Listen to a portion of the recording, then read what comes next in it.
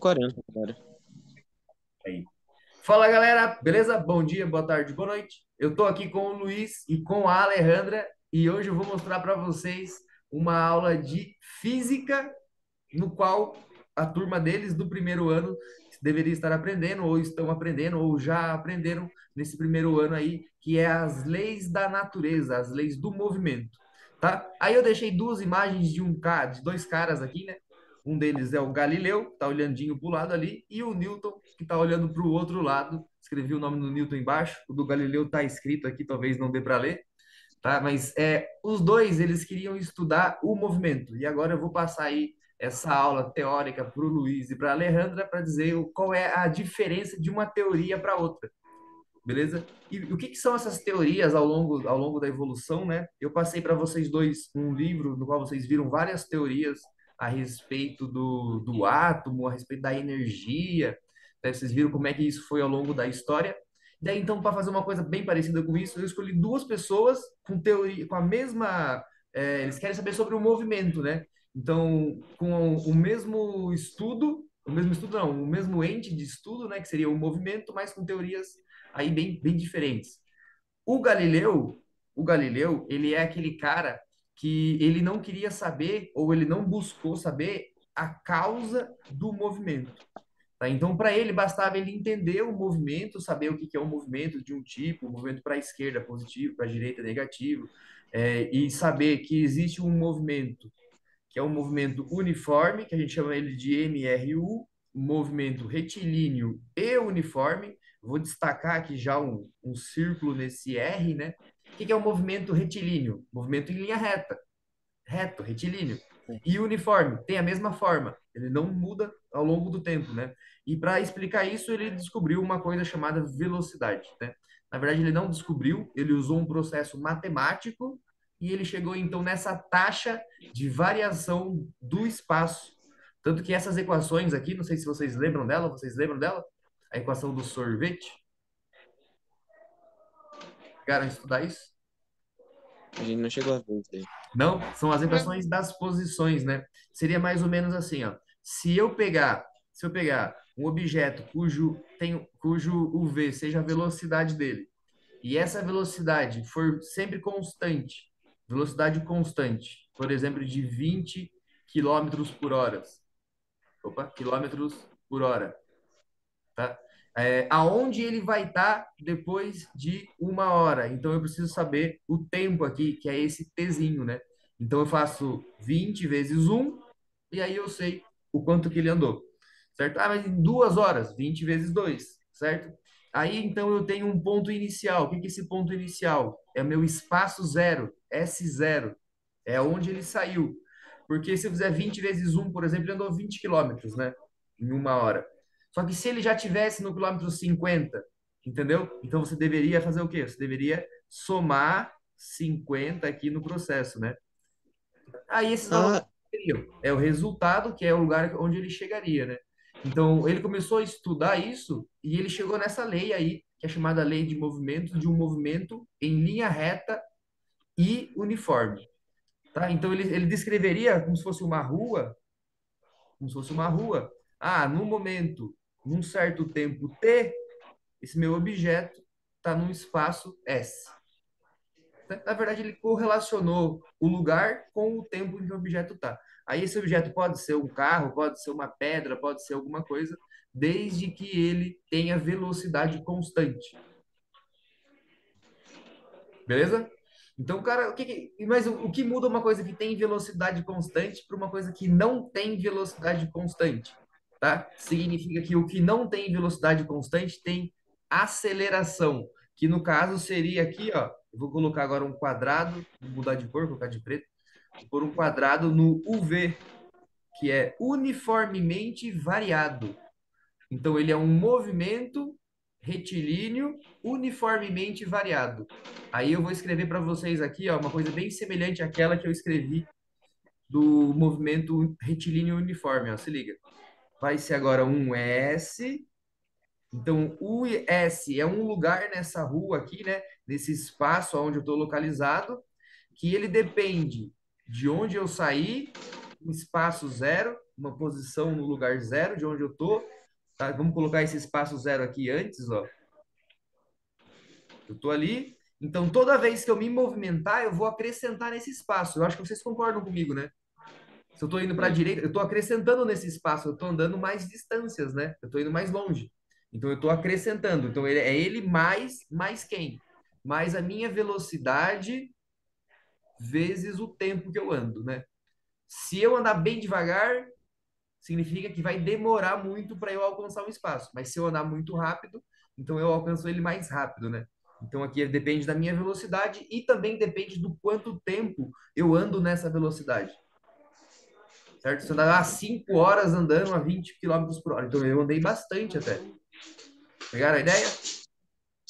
Aham. Ah, Pegaram a ideia? legalmente. E olha o que é muito doido aqui nessa parte aqui, que o uniformemente variado significa que tem um acréscimo ainda mais, ainda maior, que é chamado de aceleração. Aceleração. Então, aceleração. E aqui, ó, vocês podem imaginar que esse T é como se fosse o X. Tá? Eu vou escrever ele de vermelho aqui, eu já vou tirar. Tá? Então, aqui eu vou pôr um X no lugar desse T e um X no lugar desse T ao quadrado. O que que seria isso daqui? Seria o meu Y, ó. Vocês não viram Bhaskara o ano passado, ou estão vendo esse ano? Aquelas de função de Bhaskara, x1, x2, aí usa o delta, encontra a raiz, menos b ao Ah, sim. quadrado. Lembram disso? Aham. Aham. Cara, vê isso? E, então, aqui, essa daqui é uma função de um espaço, de uma coisa que ela depende aqui, ó, de uma função linear e uma função quadrada. Então, você precisa usar o Eu ia Bhaskara falar para isso. resolver ela. Eu ia falar isso. Ultimamente, em matemática, a gente tá vendo algo semelhante que é função. Não, é exatamente isso, né? Inclusive, o nome dessa matéria aqui, quando a gente estuda ela na escola, é pega o nome, pega o nome. Função horária dos espaços. O que é uma função horária? Que depende do tempo, né? Então, é os É. espaços, né? Seria o lugar que eu estou aqui nessa minha rua, se eu estou andando para a direita ou estou andando para a esquerda, o lugar onde eu estou, em função do horário, do tempo. Né? Na matemática, o que a gente usa na matemática? A gente usa o y em função do x. E só. Mas quando a gente aplica isso, a gente tem a física, e daí na física a gente tem essa função que é um exemplo muito legal, né? Que é a função de tipo, ela depende do tempo, e ela depende da minha velocidade, depende do quanto que eu sou acelerado também. Pegaram a ideia? Aham. Sim? Sim. Bom, por que que eu falei do Galileu antes, tá? Eu poderia ter falado dos dois juntos, mas eu já falei do Galileu antes exatamente por isso, porque vocês estão vendo na matemática uma coisa semelhante, ó. Eu vou escrever aqui do cantinho, vocês vão sacar. Na matemática, vocês estão vendo f de x, não é? Ou é só y? Não sei, depende do professor. Fx igual e uma Função, função. né? Daí ele vai ser ax ao quadrado mais bx mais c. Aonde o a, o b e o c são números. Sim. É. Né? Pode Daí ser seria tipo uma equação de 2x segundo ao grau. quadrado Aham. mais, um exemplo aqui pode ser mais 4x mais 10. Certo? Isso lá dentro da matemática, da prova de matemática, né? E isso pode ser o quê? Se o meu x for o tempo, pode ser uma função dos espaços, que é o que o Galileu usava. Certo? Ah, mas daí esse valor que está junto com o x ao quadrado. Ah, vai ser o valor que está junto com o meu t ao quadrado, que é a aceleração. Entenderam? E esse valor que está Hum, junto com o meu x, que é o 4, tá aqui. Ah, ele vai ser a velocidade que o cara tinha, que é de 4 aqui. Pegaram a ideia? Aham. entendi. Muito doido, né? Isso é aplicação matemática, então, Sim. nas leis da física. O Galileu fez isso, e dá para você notar aqui, né, a semelhança. Então, aqui seria o t ao quadrado, seria esse primeiro termo, mais o outro termo que é o t, e mais o outro termo que não tem ninguém, que está sozinho ali, ó, que é o Dá S0. um espaço? Beleza? Curtiram a primeira parte? Sim. Gente, e Nossa, deixa eu contar para bem. vocês. Isso daí é resumindo, tá? É resumindo o primeiro bimestre, quase. Só não é o primeiro bimestre porque a gente tem várias funções. Aqui eu falei só a função horária do espaço, do S, mas tem uma função para velocidade, tem uma função para aceleração, tá? Então, daí são bastante funções que você fica aplicando isso, né? Ah, se a pessoa está andando a 20 por hora, quando que ela chega, se ela andar 5 horas? E ela estava na posição número 15. Depois de 2 dias, ela foi parar em qual lugar? Então, são questões desse jeito. Beleza? Uhum. Tá, aí vem a parte, eu não sei se é a parte que eu mais curto, mas é uma parte que eu acho muito, muito, muito massa, que é o Newton, tá? Coloquei ele aqui estudando a respeito da luz, tá? Não sei se vocês sabem o Newton aqui, ó, ele está estudando o prisma, ele é um dos caras também que estudou muito sobre o arco-íris e as cores, as leis da gravitação, é tudo dele, né? Inclusive, se não fosse ele, a gente ia ter poucas leis que ia conseguir prender a gente de que a Terra gira em torno do Sol, e não o contrário disso. Então, são as leis de gravidade dele, que também são funções matemáticas, que mostram que realmente está girando em torno do Sol. Tá? Mas o que muda de um para o outro? Pro Galileu, não importava quem estava movimentando essa galera dentro dessa rua aqui. Se era um motor, se era um cavalo, se era um disparo de canhão, não importava. Ele sabia que ela ia ter que obedecer às leis de movimento retilíneo uniforme, MRU, ou movimento retilíneo uniformemente variado, MRUV. Ele sabia disso. Mas para o Newton não bastava esse conhecimento. Para o Newton, ele precisou de mais. Para o Newton, ele teve que ir atrás da causa do movimento. Tá? Então, o que que causa o movimento? Aí, então, os principais assuntos das leis de Newton, tá? Eu falei os principais porque parece que é um só, tá? Parece que as leis dele giram em torno desse conceito que eu estou escrevendo aqui, que é o conceito de força, mas não é, tá? As leis dele não é só em torno do conceito de força. A gente tem 3 leis para o Newton e essas 3 leis para o Newton, elas obrigatoriamente têm que explicar o quê? Tem que explicar as fórmulas do Galileu. Vocês concordam comigo? Aham. É. Ele quer justificar o porquê que as coisas se movimentam igual o Galileu falava. Então, para justificar isso, ele tem que saber o que causa a força, o que causa o movimento. Então, ele vai atrás de descobrir, então, dos conceitos de força e ele conclui 3 leis. Isso é muito doido, cara, porque são 3 leis válidas em todo o universo. Beleza? Então, Nossa. vamos lá. A primeira lei. Opa, não é um quadrado, deixei o quadrado aqui. Aqui. A primeira lei é uma lei que ela define uma coisa que a gente vê nos desenhos, que a gente vê muito quando é frase de efeito. A primeira lei é chamada de inércia.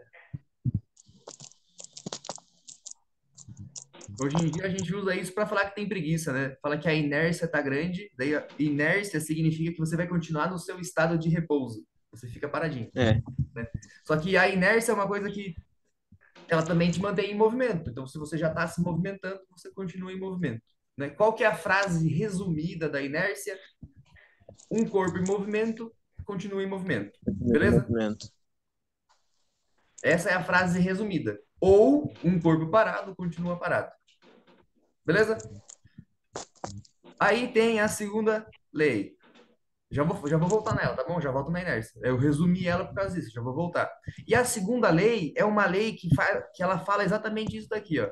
Uma força, não lembro se eu falei isso com algum de vocês esses dias, ela é a massa vezes a aceleração.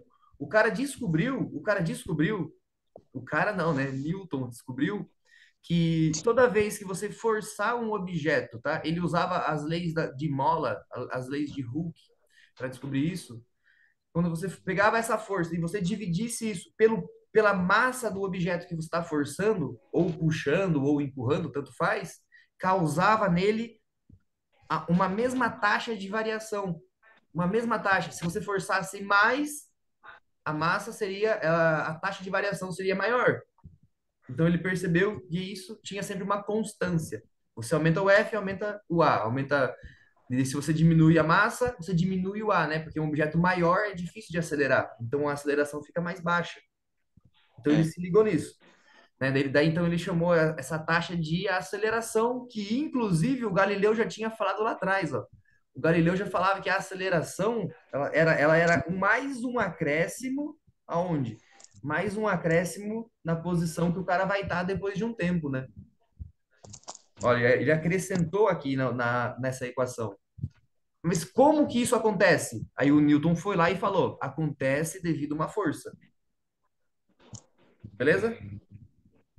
Então, É. é essa força que causa esse movimento. E uma coisa que aparece agora na lei de Newton aqui, aparece na inércia também, tá? Inclusive, isso é a inércia, que é a massa do objeto, né? Que é a letra M. Ela não aparecia antes, essa minha letra M aqui, né? Então, agora ela aparece, a massa do objeto, então é o tal do responsável pela inércia dele, né? O que que vai estar em movimento? A massa? O que que vai estar parado? A massa, tá? Na física, a gente chama isso de corpo. Então, o corpo pode ser uma caneta, pode ser o meu próprio corpo, pode ser uma garrafa de água, certo? Pode ser qualquer coisa.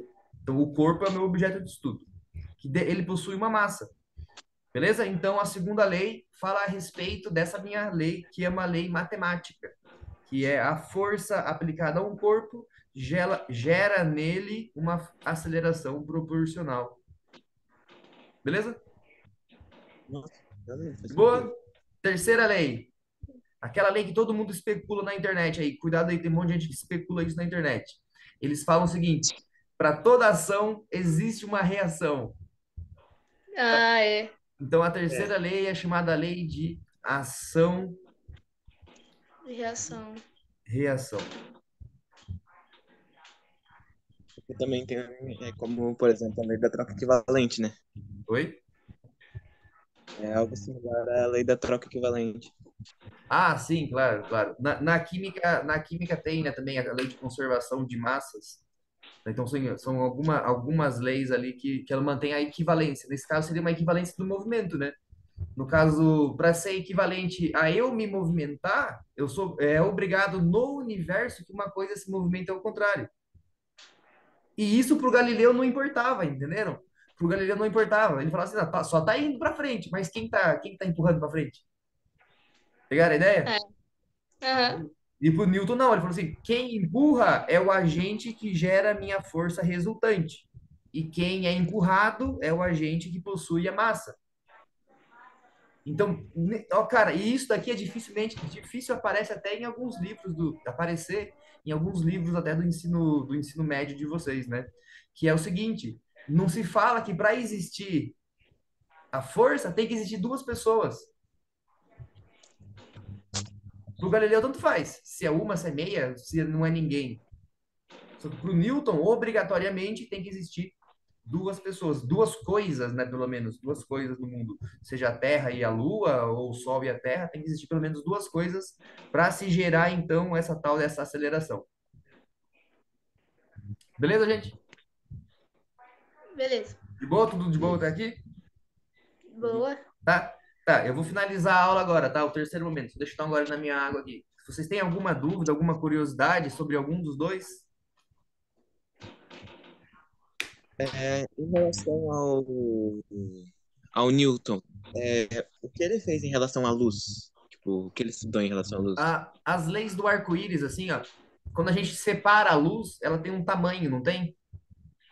Eu não sei se vocês notaram, ó, eu vou escrever aqui, deixa eu ver um espacinho. Eu tenho perto do Galileu aqui, tem um espaço. Ó. A respeito da luz, ele calculava o prisma do Pink Floyd. Isso você vai saber. Ah, Prisma. Isso é do Newton, sacaram? Aquele prisma de Aham. luz. Então, o raio de luz entra, daí ele sofre uma mudança de lado. Essa mudança gera um ângulo. Daí, quando ele separa o azul é para um lado, o vermelho é para o outro. Essas Ah, separaçõezinhas, quem estudou primeiro foi o Newton, né? Não foi ele, só ele, né? Tinha mais gente na época. Isso é bem importante a gente ressaltar aqui, né? Não é só o Galileu que escreveu as leis de movimento, é um monte de cientistas junto. Ele concluiu. Do Newton também, é um monte de gente junto, né? Tanto para essa noção de força, demorou um tempo até para a gente envolver isso na física. Tinha bastante pessoas que falavam de um jeito ou de outro, mas eles concluíram de um jeito que universalizava isso, deixava isso válido para todas as coisas do universo. Então, esse de movimento valia para a Lua, porque o que o Galileu estudava? Ele estudava a Lua, né? Ele queria saber as coisas a respeito de fora da Terra, entendeu? E o Newton também. Daí o Newton ele foi no micro, que é o prisma, a luz, e o Galileu também, né? Foi nas coisas pequenas do movimento, de um barco, de um carro não, né? Uma carruagem, e daí depois foram para a Lua, Júpiter, Marte, essas coisas. Isso daí, Nossa. daí que vira, então, um macro também. Então tem que valer para os dois. Se são a lei dos movimentos e as coisas se movimentam, vale para as duas coisas, tá? Qual é a diferença, então, das duas teorias? A do Galileu, ele não justifica as causas do movimento. Ele só entende que existe um movimento e devido às leis matemáticas, né?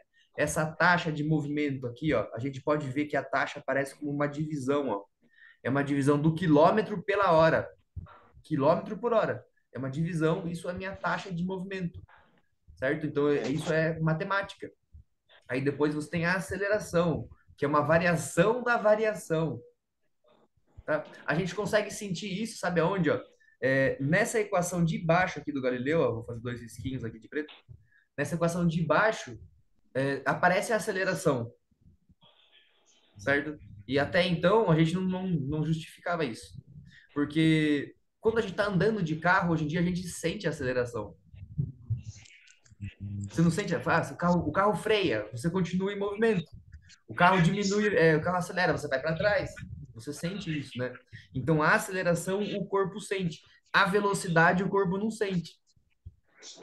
Tá? Desde que a velocidade seja constante aqui, ó, uniforme, o corpo não sente a velocidade. E isso é muito louco, né? Você tá dentro de um carro, o carro tá muito rápido, mas você está paradinho lá sentado. Você só sente quando ele freia muito rápido ou acelera muito. Isso. E o nome disso? Inércia, tá? Por quê? Se você está em movimento, não é qualquer tipo de movimento, é o movimento retilíneo e uniforme. Inclusive, se faz curva, você também sente. Por isso que tem que ser retilíneo. Sacaram a ideia? E Aham. uniforme. Se o cara freia, daí ele não é uniforme mais. Se acelera, não é uniforme mais. Tá? E inclusive, olha aqui, ó, inclusive velocidade igual a zero também é uniforme.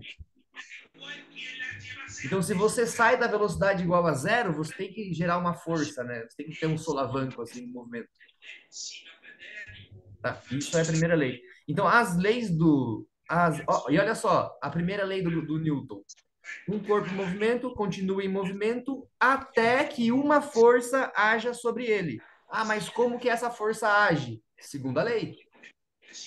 Segunda lei. Essa força age e ela empurra um corpo de massa M. Ah, mas quem empurra? Opa, terceira lei. Quem empurra? Ação e reação. Se um corpo de massa M é empurrado, então um outro corpo proporcional a esse movimento tem que sentir esse empurrão. Isso é muito doido, né? As leis, elas se prendem entre elas, tá? E todas elas voltam para as leis do movimento do Galileu. Curtiram? Nossa, bem. Cadê a cara de vocês aqui, ó? Pô, eu curti demais, gente, curti demais. Fazia muito tempo que eu não dava essa aula desse jeito. Eu gostei demais de... Eu falei assim, eu ia passar só do Newton. Eu falei, não, vou mostrar qual que é a diferença, porque o Galileu usava matemática, né? E o Newton não, o Newton usava além da matemática, ele fundou a física, né? O Newton ele fundou a física. Se vocês sabem aí a física que vocês têm na escola por causa dele. Então, se vocês tiram nota baixa, vocês podem brigar com ele. Não comigo. Fechou, gente? Fechou. Pergunta aí, podem perguntar. Nossa, eu não sabia que a coisa do ação e reação era do Newton. Sei lá, era só Nada? uma frase. Não? Eu gosto da cara de vocês de pensadores. Vocês têm uma cara de pensadores muito boa. Reflete um pouquinho sobre isso aí. Reflete um pouquinho sobre isso. Tá. Causa o movimento, tá? E isso que eu nem falei do que vocês viram no livro lá, né? No livro que a gente viu lá, que é bem legal. Aí ele fala do caos, das coisas e tudo mais. Tá? Mas enfim, por enquanto é isso. Daqui a pouco eu vou postar uma coisa a respeito do movimento aí, ou no YouTube, ou no Instagram, vocês vão curtir também. Tá? Tá bom. Conversa. Galera, muito, muito, muito obrigado mesmo. Tá? Nada. A gente conversa, tá bom? Tchau, tchau. Aquele abraço. Tchau.